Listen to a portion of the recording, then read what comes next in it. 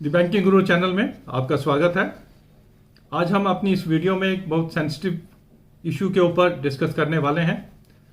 बहुत से हमारे कस्टमर्स जो होम बायर्स होते हैं उनकी प्रॉब्लम्स रहती हैं कि वो स्टक हो जाते हैं डिलेड या स्टॉल्ड प्रोजेक्ट्स में। उन्होंने होम लिया लेकिन बिल्डर ने उसको कंप्लीट नहीं किया या डिले कर रहा है या उसने शुरू ही नहीं किया।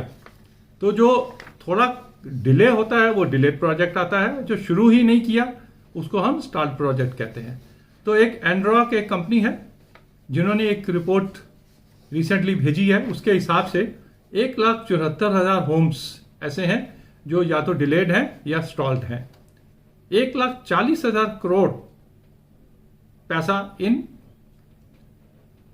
होम्स में फंसा हुआ है, इन बिल्डिंग्स में कस्टमर्स का फंसा हुआ है। ये मोस्टली अंडर 80 लाख की कैटेगरी में फॉल करते हैं। मतलब 1 करोड़ से ऊपर वाले तो जल्दी से कंप्लीट हो जाते हैं, 1 करोड़ से नीचे वाले ज्यादा जो है प्रॉब्लमेटिक होते हैं। मैक्सिमम ये केसेस एनसीआर में है, दिल्ली एनसीआर में मैक्सिमम केसेस हैं। नोएडा के अमरपाली और कई प्रोजेक्ट ऐसे हैं जिसको हमने डील भी किया है और उसी एक्सपीरियंस के बेस के ऊपर आज हम आपसे बात भी करेंगे।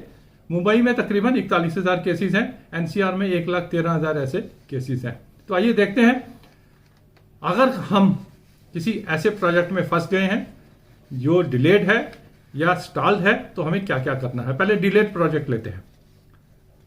डिलेड प्रोजेक्ट हो गया मतलब आपने जितनी पेमेंट की है उसके हिसाब से कंस्ट्रक्शन नहीं हुई। आपने 30% पेमेंट किया, कंस्ट्रक्शन 30% होना था, नहीं हुआ।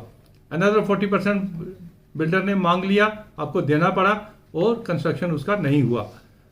टू द एक्सटेंट ऑफ 70-80% कई बार हमने दे दिया और कंस्ट्रक्शन 50% भी नहीं हुआ होता। तो ये सभी जो है डिलेड प्रोजेक्ट में कैटेगरी में आते हैं। तो आप क्या कर सकते हैं, बिल्डर को रिक्वेस्ट कर सकते हैं कि आप जो डिले, जितना डिले है उसका हमारे पैसे के ऊपर इंटरेस्ट दीजिए। इवन पेनल्टी का प्रावधान भी है, क्योंकि आपने अगर अपने हिसाब से एक प्लानिंग किया हुआ है कि ये मुझे पोजीशन इसकी मिलेगी और वो उस हिसाब से नहीं मिलती है तो आपके सारे प्लान जो है हेवायर हो जाते हैं। उसके लिए आप पेनल्टी भी आप कह सकते हैं। बिल्डर को आप कह सकते हैं कि फर्दर इंस्टॉलमेंट्स हमसे मत मांगिए जब तक आप ये कंप्लीट नहीं करते जितना हमने पेमेंट ऑलरेडी कर चुका है। अब इसके लिए आपको क्या करना है, या तो वैसे रिक्वेस्ट कीजिए बिल्डर को या आप रेरा को अप्रोच कीजिए जो रिसेंटली रेगुलेटरी अथॉरिटी है इस सब प्रॉपर्टीज के लिए। रेरा को अप्रोच करके आप अपने डिलेड प्रोजेक्ट में पेनल्टीज भी लगवा सकते हैं, इंटरेस्ट भी क्लेम कर सकते हैं और बिल्डर को कंपेल कर सकते हैं कि ये जो इसके डिलेड प्रोजेक्ट है उसको पहले कंप्लीट करें, उसके बाद ही कोई और नया प्रोजेक्ट वो उसमें लॉन्च करे। अब स्टॉल्ड प्रोजेक्ट का हालत ज्यादा खराब है। With lot of FunFair builders उसको लॉन्च कर देते हैं अपने प्रोजेक्ट्स को, और पहले तो रेरा भी नहीं होती थी और रेरा अप्रूव्ड प्रोजेक्ट्स भी नहीं थे, इसलिए उनका कंट्रोल जो था सीधा अगर उनसे कुछ करवाना है तो हमें कोर्ट को ही अप्रोच करना पड़ता था। उसका फायदा उठाते हुए काफी प्रोजेक्ट जो हैं खास करके दिल्ली एनसीआर में स्टॉल्ड हुए हैं जो कि शुरू ही नहीं हुए। अगर शुरू हुए भी हैं तो 25-30% कंस्ट्रक्ट हुए हैं, और जो हुए हैं इतना उसके बाद डिले हो गया है कि वो 25-30% कंस्ट्रक्शन भी किसी काम की नहीं रह गई है। अगर आपका किसी ऐसे प्रोजेक्ट में आप इन्वॉल्व हैं अनफॉर्चुनेटली, तो आप क्या कर सकते हैं, फर्दर पेमेंट आपने बंद कर दी। अगर उस बिल्डर के अगेंस्ट इंसॉल्वेंसी प्रोसीडिंग्स या तो बैंकों ने या बोरोवर्स ने मिलकर उनके अगेंस्ट कर रखी हैं तो कोर्ट ही डिसाइड करेगा कि बिल्डर के अगेंस्ट क्या करना है और इनकम्प्लीट प्रोजेक्ट को कंप्लीट करने के लिए हमें क्या करना है। हमने एनसीआर में, नोएडा में अमरपाली प्रोजेक्ट का देखा है कि सुप्रीम कोर्ट ने इन्वॉल्व होके उस प्रोजेक्ट को वो कंप्लीट करवाने की कोशिश कर रहे हैं। अब इसके लिए बेटर यही है कि आपके पास ऑप्शन अवेलेबल है, आप रेरा को अप्रोच कर सकते हैं। I am talking about the stalled projects, या सीधा कोर्ट्स को भी अप्रोच कर सकते हैं। अब रेरा को अगर आपने अप्रोच करना है आप इंडिविजुअली कर सकते हैं या ग्रुप ऑफ बोरोवर्स मिलकर कर सकते हैं। प्रेफरेबली अपना एक ग्रुप ऑफ बोरोवर्स अगर करते हैं तो ज्यादा प्रेशर पड़ता है। अब कोर्ट्स जो हैं इस केस में national consumer dispute redressal commission, ये गवर्नमेंट ने बना रखा है।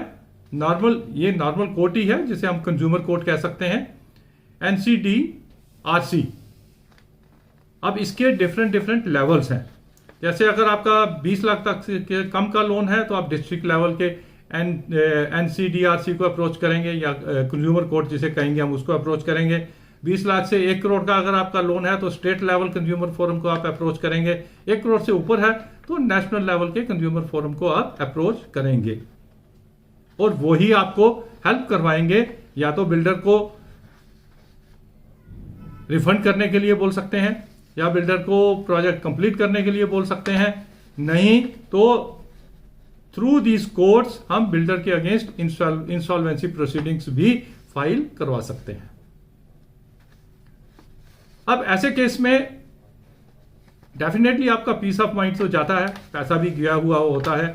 तो डिपेंड करता है कि अगर there is a huge mismatch between what you have paid and what is constructed, तो बेटर तो ये है एट एनी कास्ट उसमें से बाहर निकल आइए। क्योंकि अगर आप कोर्ट्स के थ्रू भी जाते हैं तो आपका टाइम भी वेस्ट होता है, पैसा भी वेस्ट होता है।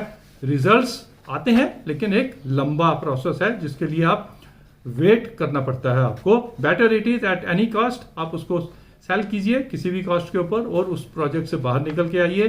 किसी अच्छा नया प्रोजेक्ट लीजिए जिसमें अच्छा बिल्डर हो। हाँ, इसमें एक चीज ये भी है कि ये सब तो हो गया कि अगर आप फंसे हुए हैं। हमारे ऐसे व्यूअर्स जो नया घर खरीदना चाहते हैं, उन्हें क्या प्रिकॉशंस लेने चाहिए कि वो इन प्रोजेक्ट्स में ना फंसे। सबसे पहला कि आपका रेरा अप्रूव्ड प्रोजेक्ट होना चाहिए जिसमें आप मकान खरीदना चाह रहे हैं, फ्लैट खरीदना चाह रहे हैं। दूसरा, प्रेफरेबली जो बिगर बैंक्स हैं, HDFC, ICICI, एक्सिस, ऐसे किसी बैंक ने उसको प्रोजेक्ट को अप्रूव्ड किया होना चाहिए जहां से आपको बैंक लोन मिल सकता हो। ये सिर्फ सवाल बैंक लोन का नहीं रहता।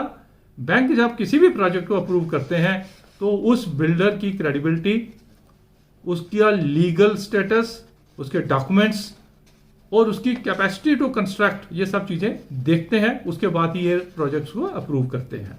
Then there are 2 types of making the payments. एक रहता है टाइम लिंक प्लान, जिसमें आपको बिल्डर कुछ भी बनाए लेकिन आपको over a period of time payments करनी पड़ती है। से 6 महीने में 30%, अगले 6 महीने में 40% एंड नेक्स्ट 6 मंथ्स में अनदर 30%, और 5% के करीब रह जाती है जो कंप्लीशन पे देना पड़ता है। Nothing to do with the construction.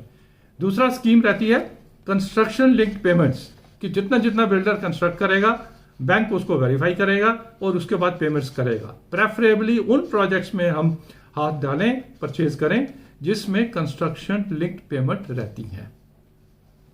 Last but not the least, इन सब के बीच में जो प्रॉब्लम आती है कि आपका जो क्रेडिट स्कोर रहता है, क्योंकि आपने पेमेंट्स नहीं की, EMI बैंक की तो देनी ही पड़ेगी। That is your primary responsibility.